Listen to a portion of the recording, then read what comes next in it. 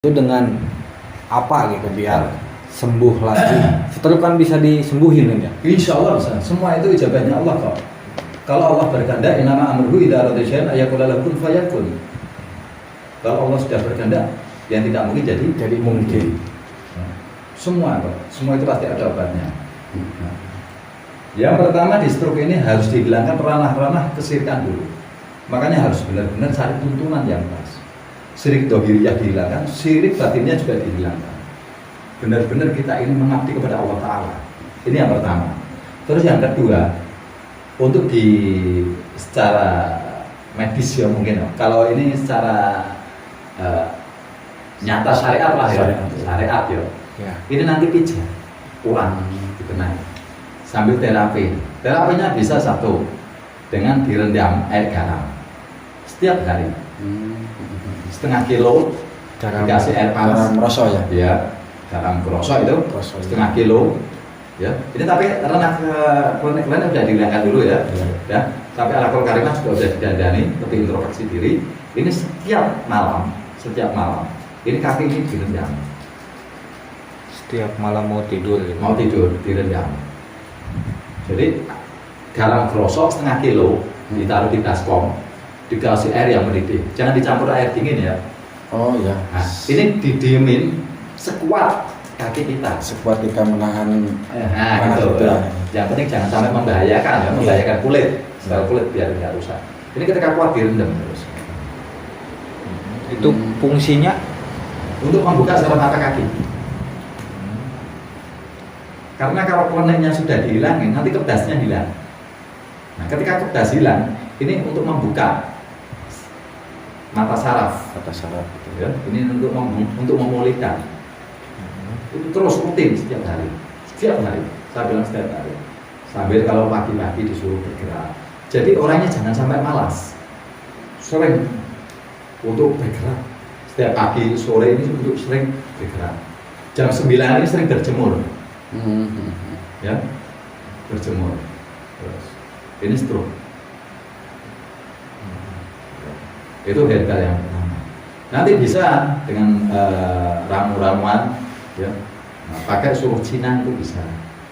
Suruh Cina, ya. Bisa dengan ikan gabus. Ikan gabus. Ya, tapi sambil diurat tuh, pijet ya. Kalau nggak dipijet nggak mungkin. Dan ibarat urat ini sudah berobol kayak gini, ini harus dilenturkan. Walaupun di herbal, kalau ini nggak dipijat urat nggak akan kembali. Ya, ini harus dibuang. Kalau nah, kemarin saya sudah ngasih obat ramuan minyaknya zaitun. Ya. Ini cari bawang putih. Satu apa namanya itu? Global itu. Satu siung apa? Ya satu. Yang besar ini loh. Satu kumpulan. Satu kumpulan itu ya. Satu kumpulan ya. Organisasi. Ini dibersihkan. Nah, bisa diiris, bisa dikeprek. Iya. Masukkan ke dalam botol, lalu kasih minyak zaitun biar penuh secukupnya. Simpan sampai 2 minggu, 14 hari. Oh, difermentasikan ya. Ya. Nah, nanti habis itu disaring, ya. Nah, ini mulai buat ngurut. Memang aromanya agak lumayan ekstrim. Ya. Enak. Aromanya. Karena dari bawang putih ini bisa menciptakan hawa panas, energi panas. Iya. Dan nggak merusak kulit itu, nggak merusak. Minyak zaitun nggak merusak. Ya. Jadi mulai pelan itu biasanya kayak gitu herbanya. Lah, nanti herbanya selanjutnya itu tinggal perkembangan. Jadi nggak bisa langsung meninggal. Karena penyakitnya ini ibarat benang yang kusut satu-satu dulu. Oh, di kaki ya gitu. Apa nanti herbal ini itu biasanya nggak monoton, herbalnya ini nggak monoton, ganti lagi. Karena itu sudah parah, saraf ini udah kena semua. Berarti dilihat dari penyakitnya parah enggaknya ya? Iya, sambil jalan, saya bilang sambil jalan, nggak bisa harus ini terus udah. Kalau yang ini tadi disebutkan di kategori apa? Awalan. Karena ikan gabus ini bisa untuk stamina ataupun tenaga. Nah, kalau yang di suruh Cina ini sama untuk tenaga tapi untuk masuk ke dalam sel tulang. Itu ikan gabusnya digoreng apa dikukus? Dikukus, diambil airnya. Oh, airnya. Terus ikannya juga dimakan. Jadi kayak di apa fermentasi itu ya? Oh iya iya. Uapnya itu kan pernah saya jelaskan. Iya. Nah itu. Nah nanti ikannya boleh dimakan kok, tidak apa-apa. Nah, kalau mau. Ya. Ini untuk tahapan awal ya. Iya. Tahapan awal. Tapi sambil dipijat. Tapi yang paling terpenting itu ya. Siriknya dihilangin dulu, klenek-klenek apa. Nah, ngilangin klenek ini semua dari raga kita juga dari rumah. Iya. Nah gitu. Nah, ini saya tanya Gus. Masalah stroke. Katanya stroke kan dadakan. Seperti orang ke kamar mandi langsung Jatuh, ya? jatuh. Nah, itu penanganannya gimana? Awal apa diangkat langsung apa biarin? Itu gimana? Ini kayak gini. Biasanya kalau orang itu jatuh, jangan langsung diangkat ya. Karena itu di sini kena saraf. Masih kaget mungkin. Masih kaget. Jadi dibiarin aja dulu. Tapi jangan tinggal. Ditungguin. Jadi dia belum kesadarannya belum full. Nanti dayanya sarafnya di sini kena otak. Oh gitu. Maka ketika orang itu kan ada orang bilang jangan langsung boleh dibangunin ya. Iya. Benar. Jangan. Biar dia coba bangkit sendiri, tapi jangan Di papa lah. enggak di atan-atan apa namanya. Jangan sampai jangan bangunkan loh ya. Dikasih semangat. Nah, kasih semangat, Saya semangat. jangan tinggal. Biar dia bangkit sendiri. Karena itu orang kaget jatuh itu. Kalau jangan bangunkan, itu orang udah ngumpul kayak gini, munci. Kalau kaget tambah kunci lagi. Udah munci. Nah, ini kalau orang yang semangat, ini masih bisa lepas. Nah, Berarti nunggu sadar dulu orang yang iya, jatuh. jangan tinggal ya. Iya. Kalau ada apa nyala, oh kenapa itu nggak dibangunin? Justru kalau jangan bangunin, ini saraf ini kaget. Jadi kayak konslet, tahu konslet? Iya iya. Kayak gitu. Paling nggak lama kok itu. Oh, paling beberapa menit orang udah mulai sadar ya. Nah, udah biar dia coba bangkit sendiri. Karena dengan semangat inilah itu untuk mengurangi bisa. Tapi kalau jangan bangkit kan udah orang mengunci.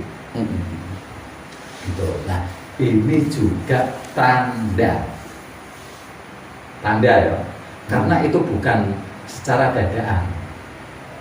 Itu karena apa? Semua ada sebab dan musabab. Kalau ada orang yang stroke jatuh di kamar mandi, ini biasanya ada indikasi orang itu bermain klenik untuk kehebatan atau untuk keilmuan. Biasanya kayak gitu ya. Ini perempuan kok. Ada orang bilang, ini perempuan. Dia nggak pernah main kayak gitu. Introspeksinya ke suami. Karena yang nanggung perempuan. Imbas itu ya. Imbas. Karena kan perempuan kosong. Iya. Rasa. Jangan makan taunya enak apa enggak dari rasa. Perempuan ini rasa. Karena perempuan ini dalamnya kita. Maka dikatakan perempuan ini adalah garwas, garinyawa atau tulang rusuknya. Ya, berarti kan dalam. Rosok.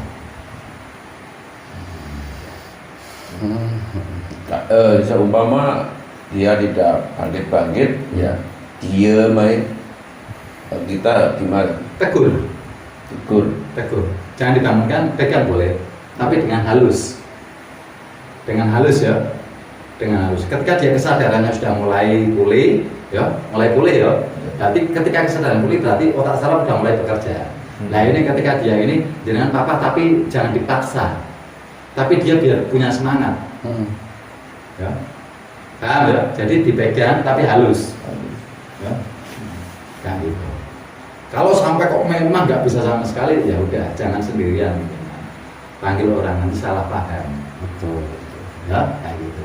Karena kan kebanyakan jatuh pecah dulu darahnya gitu.